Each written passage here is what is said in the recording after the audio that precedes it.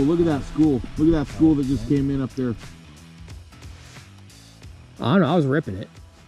That's what you have to do, it's the agitation. I wasn't doing anything nice or gentle. I went down to like 30 feet and started ripping it up. And they followed it up. In shallow water. Dude, I just had a feeling it was kokanee. There we go, a little kokanee. So pretty. Dude, they ran that sucker. Oh, now they're gone again. They keep going to the bottom. I gotta go back down and bring them back up. Hey, whatever you want. I don't care. I don't know. Oh, here they come. No, coming I'm up with again. you. I think this is going to be a hot-ass evening bite. Turn off cameras. There's one. On my other pole. Dude, I mean, You we're can go from next to each other. We're coming turn in. off the camera. I have a controller. Jake, we're I haven't figured it out. I mean, Pink. Pink, pink, pink. I don't know what this is on. I think it's on a little pink grub thing. Oh, this is on the pheasant tail. There you go. Thomas got one. Here we go. Come on, salmon. Here we go. Oh, he hit the spoon. hit the top hook. That's why you leave the hook on the spoons. Okay, here we are. We're going to show you how to set up for the kokanee that we're catching today. We like pink. Pink is our favorite this time of year. Depends where you're at, it varies. Sometimes green works, sometimes orange, sometimes white. Glow colors sometimes are good, just depends. So we like to start with pink and go from there. All right, guys. Here's what we like to use. Of course, you know, Pete's, we like this Whitefish Slayer. It's a great attractor, got a little glow on it. There's a big variety to use. Sometimes these slab slayers are good. Sometimes a little maggot. These panfish jigs are pretty sweet. Once in a while, sometimes these sassy stingers work well too. Doesn't hurt, you know, these sassy swimmers I like as well for tip them sometimes. That or pink maggots. And also the tail dancer, it's already rigged, ready to go. Little chain dropper there. And that could be the ticket too, you just never really know. But my go-to is the Pete's Whitefish Slayer here. This thing is brighter than all get out, and they will see it. Let's tie a little quick loop knot here. Pretty simple knot, just it's like a half hitch, but you take it through 3 times. 1, 2, 3. Pull them so you can get your knot set where you want it, like so. Leave the hook on. A lot of people take the hook off, but I get a lot of fish on this hook with the spoon, so I just leave it on.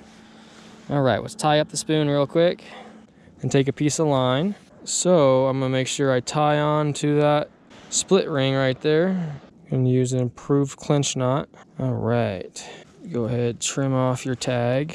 Okay, now we are going to use good old lead maggot there from Pete's. These things are sweet. Check this bad boy out. Aren't those things sweet? Now make sure we're going to tie our dropper about 3 inches, maybe 4 inches from our flasher. You go much farther than that, and you're going to start losing bites. Now, remember, we're going to go about 3 inches away from our flasher. I think I'm going to go with a polymer knot. As you know, polymer is like one of my favorites. Good tough knot, easy to tie. Make sure get your knot nice and snug. Clip your ends. All right, this is the go-to right here. There it is. It's a deadly setup. This will kill him, man. This will knock him dead. Tip him with some pink maggots, and you're off to the races. I've got fish from 14 to 55. Yeah. It also looks like the same to me, too. You got your camera on? I think mine's on, too, I hope. Yeah. All right. There you go.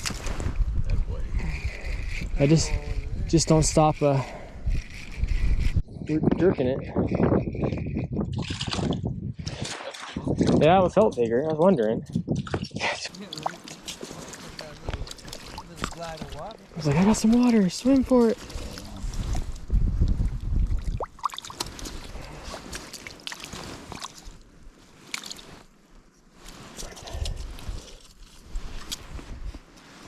All right, another kokanee.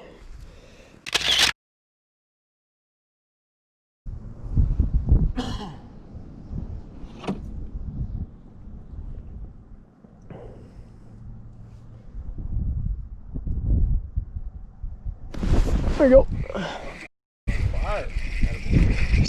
Oh, he didn't get off. He just jumped out of the hole. I thought he got off. He came shooting up out of the hole. I felt the weight just, you know, leave, and I'm like, oh, he got off. Then he comes flying out of the hole. I've been dropping down deeper than pulling it up away from him. And they seem to really like that once you rip it away from them. I can't see anything on my screen. It's solid fish. I mean, it's, what's yours? Mine's solid 14 to the bottom. Well, not quite the bottom. Oh, I see. I think I'm like at 27. They seem to like it when you rip it up high and then drop it back down into them. There we go. That one I kind of paused a second and hit it. Get him, buddy. Stop. This one's probably one of the smaller ones. You want to put it back? No. What do you do with these? I'm gonna see if I can smoke. Smoke? Nice. I've been dropping it way down in there and then working it up, slowly bouncing it up. Like we talked about the other day. No, I'm literally like moving it feet, just bouncing it the whole time, and then I stop, and then bounce it some more. They seem to follow it up, and they seem like they're more aggressive after they follow it up a while. Maybe the more aggressive fish are following it up. That's what I'm thinking. I mean, they followed it way up this time. They followed it up to like 14 feet. Oh, there's some clear up at 10 feet. The screen cleared out. There's not hardly anything on the screen now. Yep, mine's filling in again too. Up higher. Yep. Oh, they dropped down too.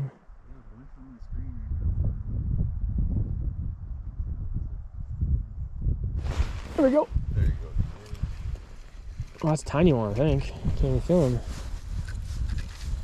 No, yeah, I think he's pretty tiny. Oh, he has a big spoon. All right, stop. This worst thing though, there's two hooks. I don't hooked by them. Another hook. My least favorite thing is get a hook in the hand. That's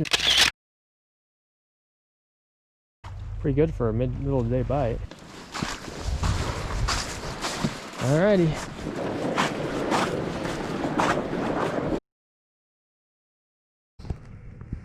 Now you gotta find the fish. That's a whole different story. I'd go to the basin first. Find the basin, deep basin in the lake you're fishing. Get down in there, probably sitting in the basin somewhere. You know, it depends on the lake. You know, lake I'm on today we're fishing, I think it's, 55 where we're fishing. We've been catching them, I mean, they're all up and down the water column. They're from 14 feet down, so it can vary. We have another lake we fish that's, 250 feet deep, and they're down at the bottom. So you just never really know. All right, another thing we like to do is use two poles. Have one with an aggressive approach in one hand, another one in your left hand with a less aggressive approach. A lot of times they hit both. On the second pole, I'll use a tungsten jig to get me down deep and about 8 inches up. I'll use a pheasant tail fly, a scud sometimes, copper john, lots of different things. Just gives them a little bit something different to look at. They'll come up real aggressive when they get close to that flasher. Sometimes they're scared, so having a second option there that's just kind of subtle can really make a difference. And then, just jig them both. Watch your sonar. Try to see where the fish are at, so you're in, right part of the water column. Because you never really know. Today, been dropping it down below where the fish are and then ripping it back up 6-inch rips just to get them real excited. And then I'll get up above them, and as they follow it up, I'll start to just shake it and little pops. And man, they love that. And it's gonna vary depending where you're at. Of course, everybody's lake's a little different. Even around here, every lake's different. So just experiment. Don't be afraid to change colors. I usually go to the lake with about 13 rods, 12, 13 rods rigged up, ready to go with all different things. So I'm not sitting there tying, so I can keep the kokanee interested. Even if it's not working, I'll grab reel one pole in, put a new one in, put something else down, change, different spoon, different color, different attractor, maybe a different dropper. Sometimes I'll go heavier, sometimes I'll go lighter. Maybe I'll take a minute and glow something up with the glow puck to get nice and bright. You just never really know. Just change. Sometimes we'll use anise flavored corn, sometimes green, sometimes orange, sometimes pink. I mean, there's so many variables. If you're getting hung up a lot on your treble hook, you can take it off. A lot of times I found as well that if you're getting hung up, your leader might be a little, your dropper line's probably too long. So I think I'm gonna retie this because I think I got it too long. It should not be catching up like it is. All right, a little shorter dropper. It's probably closer to where it should be. I don't know what I was doing before, just not what I wanted. That's still pretty long.